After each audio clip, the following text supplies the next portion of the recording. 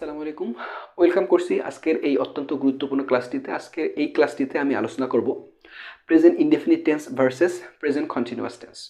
Present indefinite tense এবং present continuous টেন্সকে identify করার ক্ষেত্রে একটা বড় কনফিউশন সৃষ্টি হয়। এই কনফিউশনটা আজকের এই ভিডিওতে আমি ক্লিয়ার করব। একদম বেসিক লেভেলের স্টুডেন্টদের জন্য আজকের এই ক্লাসটা। যারা মোটামুটি মিডিয়াম পর্যায়ে আছে তারা আসলে এই বিষয়টা বুঝতে পারেন এবং এটা শনাক্ত করতে পারেন, কিন্তু যারা একদম বেসিক লেভেলের স্টুডেন্ট তারা আসলে কখন প্রেজেন্ট ইনডেফিনিট টেন্স এবং কখন প্রেজেন্ট কন্টিনিউয়াস টেন্স একটা বাক্য দেখে বলবে, এই বিষয়টা অনেকেরই সমস্যা হয়। অনেক জায়গায় যে জায়গায় সমস্যা হয় এই বিষয়টা আমি আজকে তুলে ধরবো খুব অল্প সময়ের মধ্যে। সো দেখেন, আমরা জানি প্রেজেন্ট ইনডেফিনিট টেন্স হলো যে বর্তমানে বা সচরাচর আমরা যে সকল কাজগুলো করে থাকি এগুলো হচ্ছে প্রেজেন্ট ইনডেফিনিট টেন্স। এই প্রেজেন্ট ইনডেফিনিট টেন্সের একটা স্ট্রাকচার আছে, সেটা হলো একটা সাবজেক্ট, ভার্বের ভি1 প্লাস এক্সটেনশন। ভার্বের ভি1 বলতে কি, আমরা জানি একটা ভার্বের তিনটা ফর্ম থাকে, একটা হচ্ছে ভি1, ভি2 এবং ভি3। এই ভি1কে এখানে বসাতে হবে, তাহলে আমরা প্রেজেন্ট ইনডেফিনিট টেন্সটা গঠন করতে পারবো। সেক্ষেত্রে কীভাবে গঠন করবো দেখেন, যে হি রিডস এ বুক, সে একটি বই পড়ে। সো এখানে একটা সাবজেক্ট, এটা হচ্ছে ভার্বের ভি1, ওকে। এটা হচ্ছে এক্সটেনশন বা অবজেক্ট। আই ইট রাইস, আমি ভাত খাই। তো এই যে ইট হচ্ছে ভার্বের ভি1। সো এগুলোকে আমরা মেইন ভার্ব বলবো। অর্থাৎ মেইন ভার্ব দিয়ে যখন আমি প্রেজেন্ট ইনডেফিনিট টেন্স তৈরি করব তখন আমরা আসলে বুঝতে পারবো যে এটার নাম প্রেজেন্ট ইনডেফিনিট টেন্স। কিন্তু যখন আমি অক্সিলারি ভার্ব ব্যবহার করে প্রেজেন্ট ইনডেফিনিট টেন্সটা তৈরি করতে যাব তখনই হচ্ছে সমস্যাটা। তখন আমি ওই বাক্যটাকে প্রেজেন্ট কন্টিনিউয়াস বলবো না প্রেজেন্ট ইনডেফিনিট বলবো, একদম বেসিক লেভেলের স্টুডেন্টরা এই বিষয়টা আইডেন্টিফাই করতে পারে না। কেন পারে না আমি এই বিষয়টাও ক্লিয়ার করবো, জাস্ট মনোযোগ সহকারে ভিডিওটা দেখবেন। সো আমি এখানে লিখেছি যে আই অ্যাম আই স্টুডেন্ট। আমরা জানি অ্যামটা হচ্ছে অক্সিলারি ভার্ব, ওকে।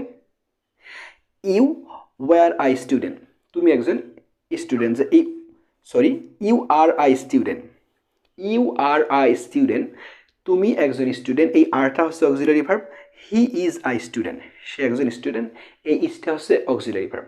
সো অক্সিলারি ভার্বের ক্ষেত্রে মাথায় রাখবেন অ্যাম, ইজ, আর, এগুলো হচ্ছে ভি1, ভি2 হচ্ছে ওয়াজ ওয়ার, ভি3 হচ্ছে বিন। এই বিষয়টা মাথায় রাখবেন, ওকে। সো প্রেজেন্ট ইনডেফিনিট টেন্সের ক্ষেত্রে আমরা ব্যবহার করব am is are. So am is are ব্যবহার করলাম। সো এখানে I am a student, you are a student, he is a student. So এটাকে আমি প্রেজেন্ট ইনডেফিনিট বলবো না প্রেজেন্ট কন্টিনিউয়াস বলবো। এখন আপাতত সেন্সে মনে হচ্ছে যে প্রেজেন্ট ইনডেফিনিট টেন্স। যখন আমি প্রেজেন্ট কন্টিনিউয়াস টেন্সটা শিখবো তখনই হবে ঝামেলাটা। দেখেন, সো প্রেজেন্ট কন্টিনিউয়াস টেন্সটা কি? প্রেজেন্ট কন্টিনিউয়াস টেন্স আছে বর্তমানে আমি কোনো একটা কাজ করতেছি এরকমটা বোঝালে। যেমন আমি এখন বর্তমানে ভিডিওটা বানাচ্ছি, আপনি বর্তমানে ভিডিওটা দেখতেছেন। সো পাশ থেকে আমার বোন আমাকে ডাকতেছে, আমার ভাই আমাকে ডিস্টার্ব করতেছে। সো এইরকম টাইপের আর কি, বর্তমানে কোনো একটা কাজ চলমান অবস্থায় থাকবে। যেমন I am going to Dhaka, আমি ঢাকা যাচ্ছি। ইউ আর ইটিং রাইস, তুমি ভাত খাচ্ছ। He is playing cricket, say cricket খেলছে। সো এখানের একটা স্ট্রাকচার আছে, অর্থাৎ একটা সাবজেক্ট থাকবে, সাথে অ্যাম ইজ আর থাকবে, প্লাস ভার্বের সাথে আইএনজি প্লাস এক্সটেনশন থাকতে হবে। এখানে গুরুত্বপূর্ণ বিষয় যে সাবজেক্ট থাকবে, অ্যাম ইজ আর থাকবে, প্লাস ভার্বের সাথে আইএনজি থাকবে, প্লাস এক্সটেনশন থাকবে।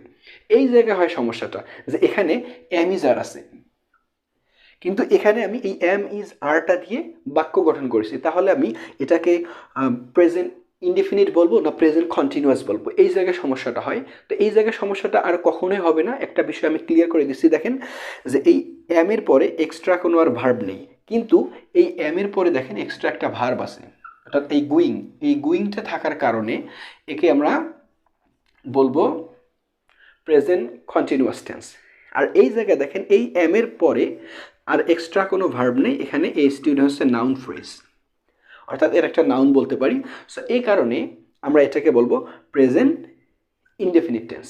দ্বিতীয়টা একটু লক্ষ্য করি, ইউ আর আই স্টুডেন্ট, তুমি একজন স্টুডেন্ট। তো এক্ষেত্রে যে ইউ ওয়ার ইটিং রাইস, তুমি ভাত খাচ্ছ, এই ইউ এর পরে যে আরটা আছে, এই আর এর পরে একটু লক্ষ্য করেন যে ইটিং আছে।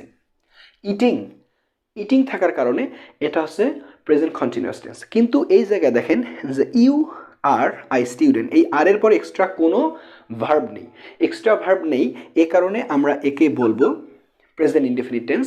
যদি এক্সট্রা ভার্ব থাকে তাহলে তখন আমরা বলবো প্রেজেন্ট কন্টিনিউয়াস টেন্স। শেষেরটা দেখি যে হি ইজ আই স্টুডেন্ট, সে একজন স্টুডেন্ট। এই ইজের পরে এক্সট্রা আর কোনো ভার্ব নেই, কিন্তু এই জায়গায় দেখেন হি ইজ প্লেয়িং ক্রিকেট, এই যে প্লেয়িং আছে।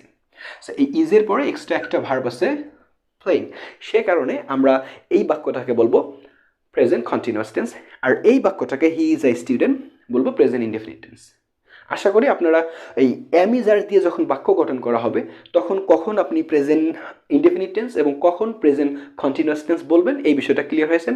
আর একটা এখানে গুরুত্বপূর্ণ ইনফরমেশন হলো যে এই এম ইজ আর দিয়ে যখন আপনি সেন্টেন্স তৈরি করবেন তারপরে এক্সট্রা কোনো ভার্ব থাকবে না, তখন কিন্তু সেই বাক্যটাতে এই এম ইজ আরটা আর অক্সিলারি ভার্ব হিসেবে কাজ করবে না, তারা মেইন ভার্ব হিসেবে কাজ করবে। দেখেন যে আই অ্যাম আই স্টুডেন্ট, এই অ্যামটা এখন আর অক্সিলারি ভার্ব নেই, একে আমরা মেইন ভার্ব বলবো।